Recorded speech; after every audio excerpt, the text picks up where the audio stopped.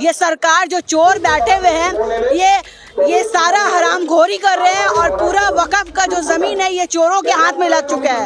ये हक मैं आप लोगों को आपके चैनल के माध्यम से बताना चाहूंगी, ये मोदी और दीदी जो है ना, ये भाई और बहन है, बस फर्क इतना है, मोदी धोती पहनता है और दीदी साड़ी पहनती है, दोनों का कारनामा एक है। सबसे बड़ी बात कि वाकई में ये धर्म की राजनीति मोदी खेल रहे हैं और ममता बनर्जी भी, क्योंकि कहीं ना कहीं ममता मुसलमानों को बर्बाद कर चुकी है और मोदी जो है पूरे हिंदू को बर्बाद कर चुका है। लेकिन जो हमारे राहुल गांधी है, कांग्रेस पार्टी है, ये सेकुलर है, हिंदू मुस्लिम सब एक हो के हम लोग 2024 की लड़ाई लड़ेंगे और उसी लड़ाई को जारी रखने के लिए आज ये प्रोटेस्ट हुआ है। हर मुद्दे की हम बात कर रहे हैं। देखिए, वो बंगाल में मुसलमानों को बर्बाद कर चुकी है और कहीं ना कहीं आज जितने युवा है बेरोजगार, नशे में चूर, और सबसे बड़ी बात सरकारी स्कूल बंद हो रही है, जिससे ये जो जाहिलत थी, जहालत और बढ़ रही है आगे, पूरा बंगाल बर्बाद हो चुका है। दूसरी बात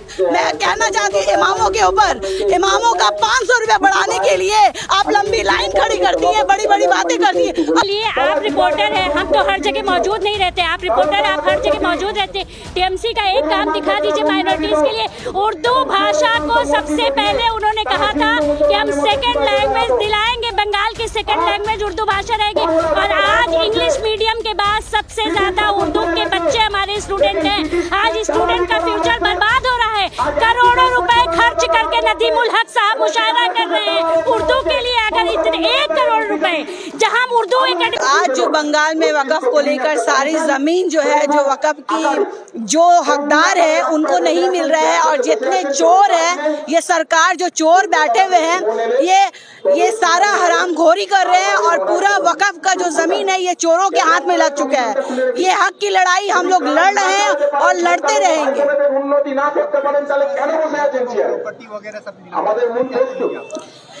ये जो हम लोग आज प्रोटेस्ट हम लोगों ने किया है, उनके हक की लड़ाई के लिए ही किया है। देखिए, सबसे बड़ी बात मैं आप लोगों को आपके चैनल के माध्यम से बताना चाहूंगी, ये मोदी और दीदी जो है ना, ये भाई और बहन है, बस फर्क है, धोती पहनता है और दीदी साड़ी पहनती है, दोनों का कारनामा एक है। सबसे बड़ी बात कि वाकई में ये धर्म की राजनीति मोदी खेल रहे हैं और ममता बनर्जी भी, क्योंकि कहीं ना कहीं ममता मुसलमानों को बर्बाद कर चुकी है और मोदी जो है पूरे हिंदू को बर्बाद कर चुका है। लेकिन जो हमारे राहुल गांधी है, कांग्रेस पार्टी है, ये सेकुलर है, हिंदू मुस्लिम सब एक हो के हम लोग 2024 की लड़ाई लड़ेंगे और उसी लड़ाई को जारी रखने के लिए आज ये प्रोटेस्ट हुआ है। हर मुद्दे की हम बात कर रहे हैं। देखिए, वो ये तो हर बार होता है, जाके पर्दे के पीछे क्या हो रहा है देखने, सामने से वो जो भी बोल रहे, लेकिन पर्दे के पीछे अभी मैं बोल के गई हूँ, मोदी और दीदी दोनों भाई बहन है, तो ये इन लोगों की राजनीति, ये आरएसएस के कार्य करता है और इनके ही मतलब नक्शे कदम पे चलते हैं। आप दिखाइए, माइनॉरिटी के काम करते हैं। ममता बनर्जी जब बंगाल में आई थी, सीएम बनी थी, उन्होंने कहा था उर्दू को सेकंड लैंग्वेज देंगी। आज उर्दू कहाँ चला गया?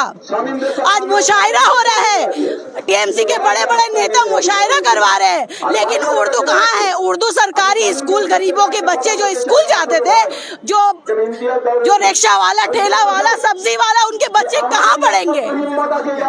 ये सवाल डायरेक्ट ममता बनर्जी से है, जो उन्होंने ये जब सरकार में बैठी थी उन्होंने वादा किया था कि उर्दू को सेकंड लैंग्वेज देंगे, लेकिन आज पूरे तरीके से उर्दू को खत्म कर दिया गया है। ये तो पूरा हिंदुस्तान, पूरा बंगाल देख रहा है कि उर्दू बंदोबस्ते है, ये क्या उर्दू कहाँ है? आप देख लीजिए, बाग सर्कस मैदान में इतना बड़ा मेला लगता है, वहाँ पे एक उर्दू बैनर नहीं होता है। आप ये बड़ी बड़ी बातें करती है ममता बनर्जी। आप जो है ना, आप पूरे बंगाल में मुसलमानों को बर्बाद कर चुकी है और कहीं ना कहीं आज जितने युवा है बेरोजगार, नशे में चूर, और सबसे बड़ी बात सरकारी स्कूल बंद हो रही है, जिससे ये जो जाहिलत थी, जहालत और बढ़ रही है आगे, पूरा बंगाल बर्बाद हो चुका है। दूसरी बात मैं कहना चाहती हूँ, इमामों के ऊपर, इमामों का 500 रुपया बढ़ाने के लिए आप लंबी लाइन खड़ी करती है, बड़ी बड़ी बातें करती है। अगर आपको इमामों उसी में मैं बोल रही है, 500 में अगर आपका घर चल जाए भाई, तो क्या बोलूं, ऐसे मैं तो बोलती हूँ अगर 500 रुपया उनको बढ़ाना था वो चुप्पे से उनका अकाउंट में डाल देती, लेकिन जो इतनी लंबी लाइन जो खड़े की इमामों की सरासर बेइज्जती है, और जिन इमामों को फर्क नहीं पड़ता, मैं तो कहती हूँ वो मुसलमान नहीं है, उनका ईमान खराब है। टीएमसी माइनॉरिटीज के लिए टीएमसी का एक काम, माइनॉरिटी के लिए आप रिपोर्टर हैं, हम तो हर जगह मौजूद नहीं रहते, आप रिपोर्टर आप हर जगह मौजूद रहते। टीएमसी का एक काम दिखा दीजिए माइनॉरिटीज के लिए। उर्दू भाषा को सबसे पहले उन्होंने कहा था कि हम सेकंड लैंग्वेज दिलाएंगे, बंगाल की सेकंड लैंग्वेज उर्दू भाषा रहेगी, और आज इंग्लिश मीडियम के बाद सबसे ज्यादा उर्दू के बच्चे हमारे स्टूडेंट हैं। आज स्टूडेंट का फ्यूचर बर्बाद हो रहा है, करोड़ों रुपए खर्च करके नदीमुल हक साहब मुशायरा कर रहे हैं उर्दू के लिए। अगर इतने 1 करोड़ रुपए जहां उर्दू एकेडमी को दिया जा रहा है, वही 50,000 रुपए अगर एक बच्चों के पीछे खर्च किया जाएगा ना, तो बच्चों का फ्यूचर कहां से कहां बन जाएगा। WBCS में अचानक से 300 लीटर का आपने बंगाली लैंग्वेज को लाकर खड़ा कर दिया। आप बताइए भाई, WBCS के जो स्टूडेंट हैं वो अचानक से उर्दू पढ़कर आ रहे हैं, वो बंगाली लैंग्वेज में पेपर कहाँ से लिखेंगे, कहाँ से लिखेंगे आप बताइए ना। ये तो वही सवाल हुआ ना, भैंस के आगे बीन बजाए और भैंस खड़ी बगुराए। ममता बनर्जी और दीदी मोदी जो हम लोग स्लोगन देते हैं कि भाई भाई है, और देश को और बंगाल को बर्बाद करने में दोनों का हाथ। जैसे जैसे लोकसभा चुनाव करीब आ रहा है, वैसे वैसे पश्चिम बंगाल में कांग्रेस पार्टी सक्रिय हो रही है। इसी कड़ी में पश्चिम बंगाल प्रदेश कांग्रेस कमेटी माइनॉरिटी डिपार्टमेंट की ओर से माइनॉरिटी कमीशन घेराव किया गया। इस दौरान कांग्रेस ने 5 डिमांड राज्य सरकार से किया। इसमें पहला डिमांड ये था कि पश्चिम बंगाल में वक्फ बोर्ड माइनॉरिटी का CBI इंक्वायरी होना चाहिए। दूसरा डिमांड ये था कि इमाम और मुअज्जिन भत्ता 7,000 और 5,000 रुपए किया जाए। पश्चिम बंगाल में 10,000 मदरसों का रजिस्ट्रेशन किया जाए। पश्चिम बंगाल में वक्फ बोर्ड प्रॉपर्टी का डिटेल्स वक्फ बोर्ड ऑफिशियल वेबसाइट पर डाला जाना चाहिए। पश्चिम बंगाल में उर्दू लैंग्वेज को सेकंड लैंग्वेज का दर्जा दिया जाना चाहिए। बता दें कि इन मांगों को लेकर पश्चिम बंगाल कांग्रेस माइनॉरिटी डिपार्टमेंट ने माइनॉरिटी कमीशन का घेराव किया। इस दौरान कांग्रेस माइनॉरिटी सेल के चेयरमैन शमीम अख्तर समेत सैकड़ों कार्यकर्ता उपस्थित थे। इस दौरान सबने क्या कुछ कहा है, आइए सुनते हैं। जो उन्होंने वादा किया था, डिमांड बोलकर कुछ नहीं, वादा ही पूरा नहीं किए तो नया डिमांड क्या होगा। उन्होंने वादा किया था 2011 में सरकार बनाने से पहले, जब कांग्रेस तृणमूल के साथ मिलकर 2011 में विधानसभा चुनाव लड़ी थी। हम लोगों ने उस टाइम में, हम लोग भी सरकार में थे, हम लोगों ने वादा किया था कि 10,000 मदरसों को रजिस्ट्रेशन करवाया जाएगा।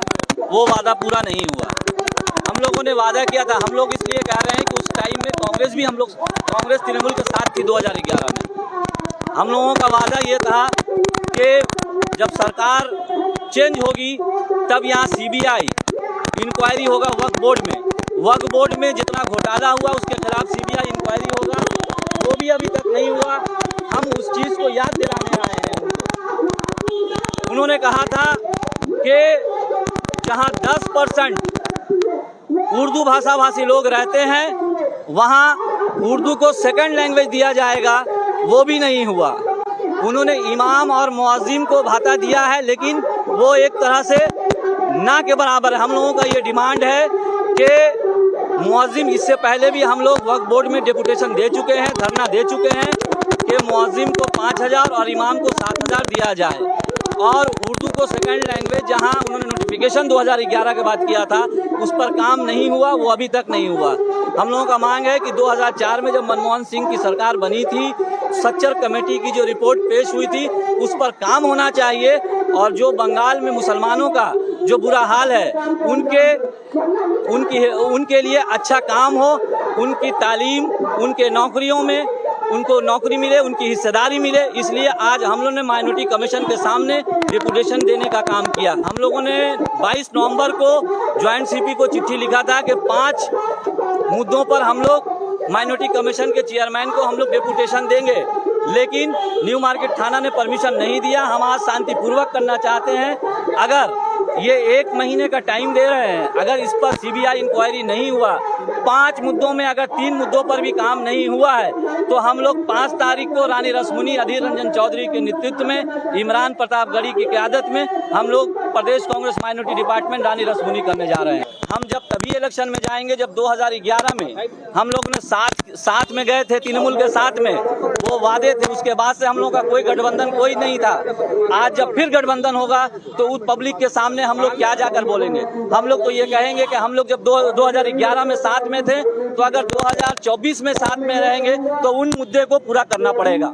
हमारा इंटरनेशनल माइनॉरिटी डे है, जिसके आज प्रोग्राम के ऑर्गेनाइज़र हमारे स्टेट के माइनॉरिटी के चेयरमैन मोहम्मद शमीम भाई ने ऑर्गेनाइज़ किया है। आपने देखा है जो हम लोग आज कोई भी सेलिब्रेशन के तौर पे ऑर्गेनाइज़ नहीं किया है। आज माइनॉरिटी डे, हम लोग चाहे तो कहीं पिकनिक पे जा सकते थे, कहीं हॉल बुक करके वहाँ सेलिब्रेशन कर सकते थे, लेकिन नहीं, ये कांग्रेस और कांग्रेस के माइनॉरिटीज़ के लीडरों का ये ख्याल नहीं है कि हम हमेशा सेलिब्रेशन करें दूसरे पार्टी की तरह।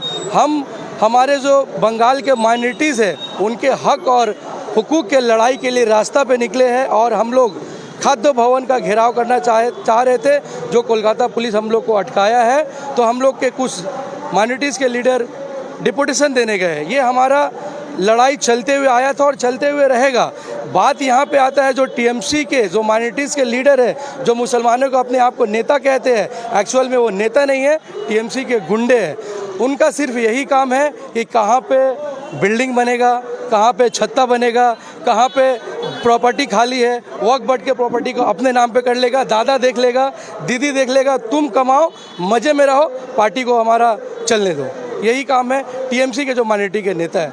कब्रिस्तान के जगह को हड़प लो, वक्फ का प्रॉपर्टी को हड़प लो, दीदी संभाल लेगी, ममता बनर्जी उनके साथ है, लेकिन माइनॉरिटीज़ के एक भी गली के लड़के को आगे नहीं बढ़ाएगी। मुसलमान के युवाओं को मैं युवा कांग्रेस, वेस्ट बंगाल युवा कांग्रेस का जनरल सेक्रेटरी हूँ। टीएमसी में काफ़ी लड़के हैं जो स्पोक्स पर्सन है, मुसलमान है, उसको कभी यूथ में जगह नहीं देंगी, उनको कभी टीएमसी पार्टी में जगह नहीं देगी बड़े लेवल पे, उनको सिर्फ गुंडा बनाएंगी, नेता नहीं। यही हम लोग को तकलीफ है, टीएमसी के नेताओं पे के लिए अफसोस है।